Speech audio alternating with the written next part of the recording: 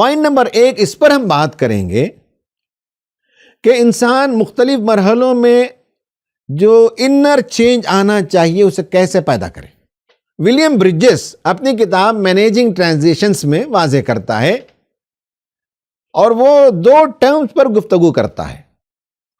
ایک ٹرم ہے چینج، تبدیلی، اور دوسرا ٹرم ہے ٹرانزیشن، جسے ہم انتقال نفسی کہہ سکتے ہیں، لیکن چونکہ عام طور پر ہم انتقال کو ایک خاص معنوں میں سمجھتے ہیں، اس لیے ہم اسے باطنی تبدیلی کا عمل بھی کہہ سکتے ہیں۔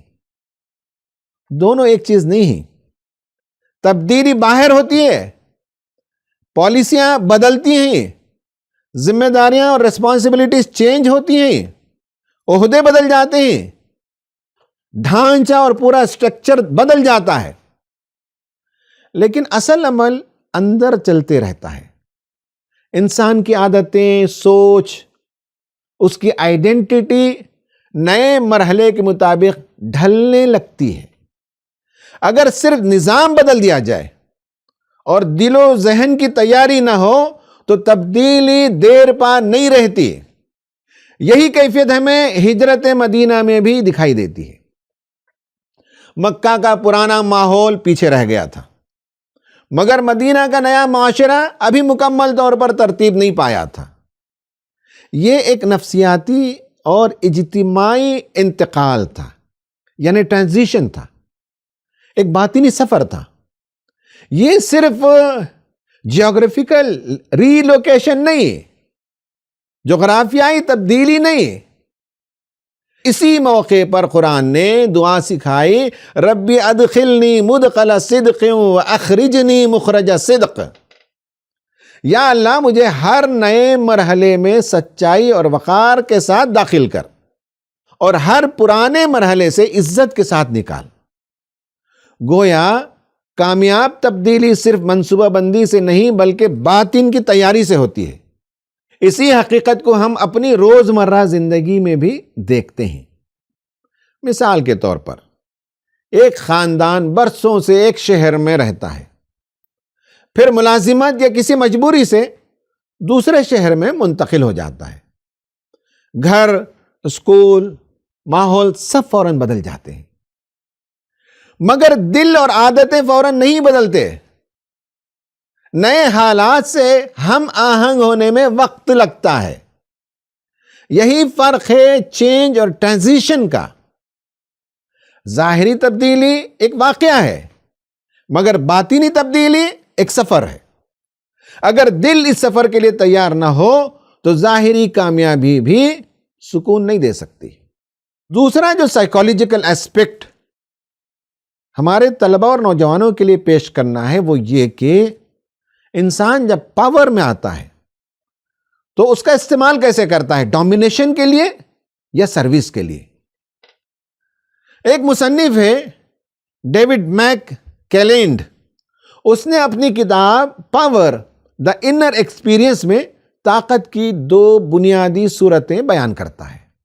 ایک ہے پرسنلائزڈ پاور اور دوسرا ہے سوشلائزڈ پاور۔ یعنی پہلی صورت میں طاقت کو ذاتی مفاد اور برتری کے احساس اور دوسروں پر کنٹرول کے لیے استعمال کیا جاتا ہے۔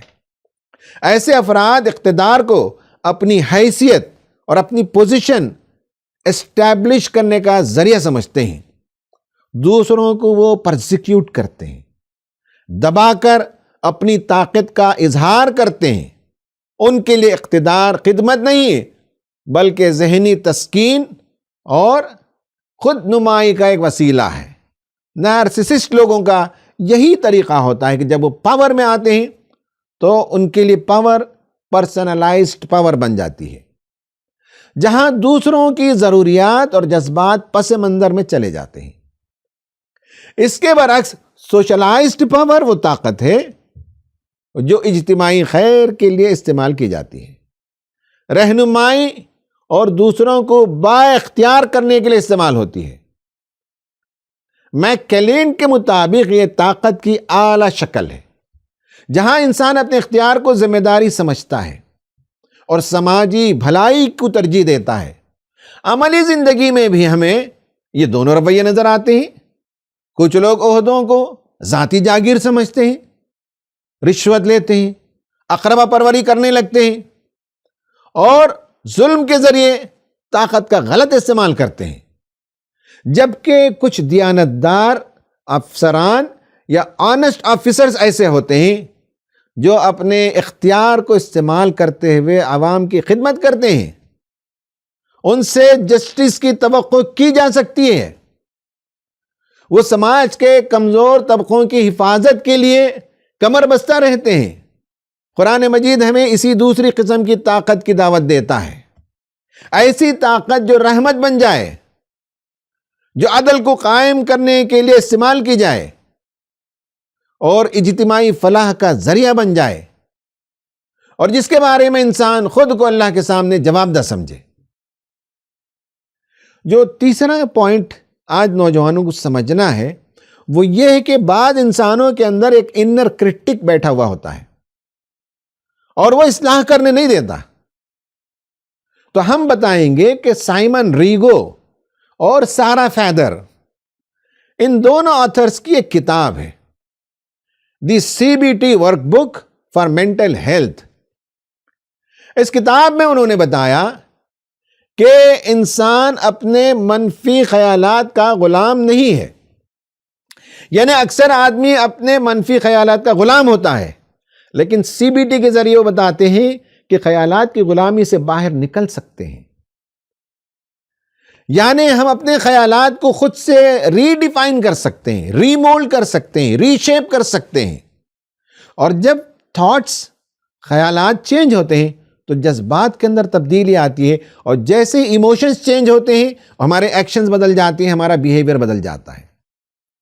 اگر ہم ان خیالات کو پہچان کر ان میں موجود فکری غلطیوں کو سمجھ لیں، جو تھاٹس کے اندر نیگیٹیوٹی آ گئی ہے یا جو لمیٹنگ بلیف آ گیا ہے، ان کو اگر انسان مارک کر لے، پہچان لے، تو پھر ہیلتھی ٹرینڈز پیدا کرنے میں آسانی ہو سکتی ہے. یہ مصنوعی خوش فہمی نہیں ہے، یہ کوئی آئیڈیا کی بات میں نہیں کر رہا ہوں. خود ہمارے سامنے جو کیسز آتے ہیں تو CBT کے ذریعے سے نیگیٹو تھاٹس کو ہم چینج کرتے ہیں اور مزاج کے اندر، تھاٹس کے اندر پازیٹیوٹی پیدا کرتے ہیں.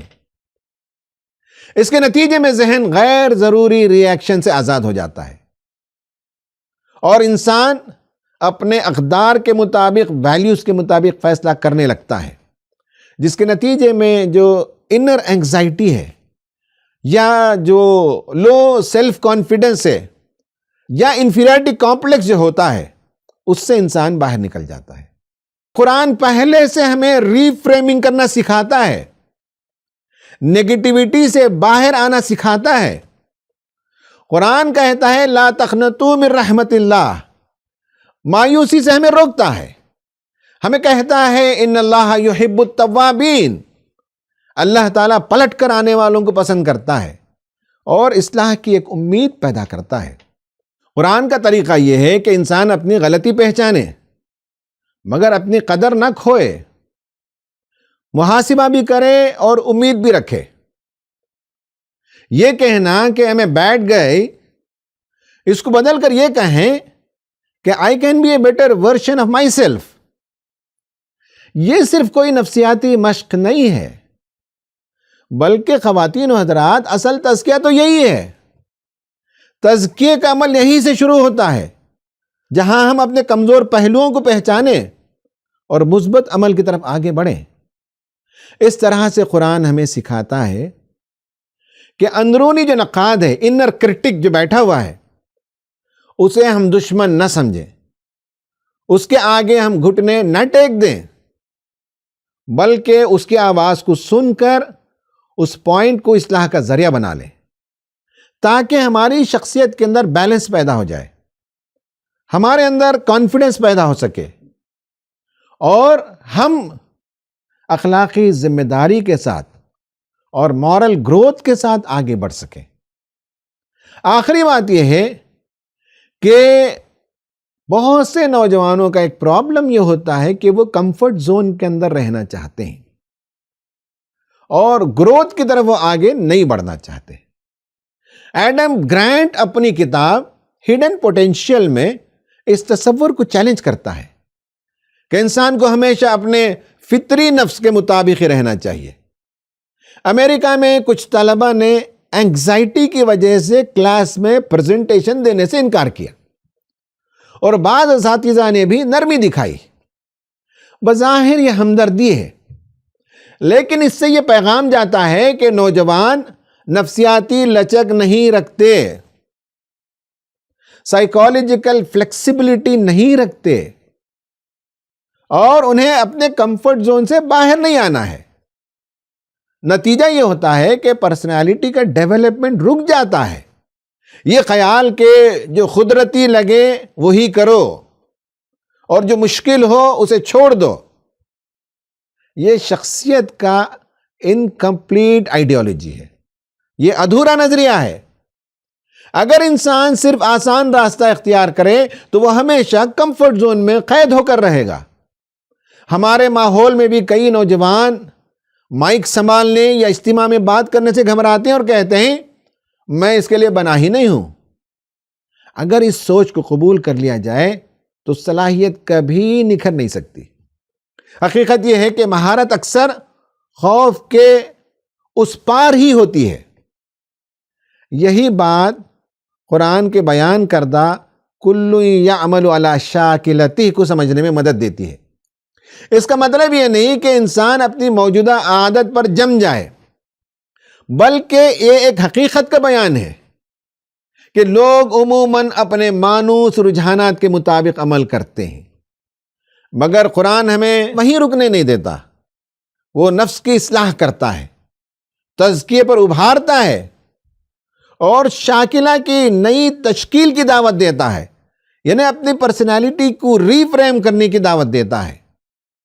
ایمان دراصل کمفرٹ زون سے باہر نکل کر گروتھ زون میں قدم رکھنے کا ہی نام ہے۔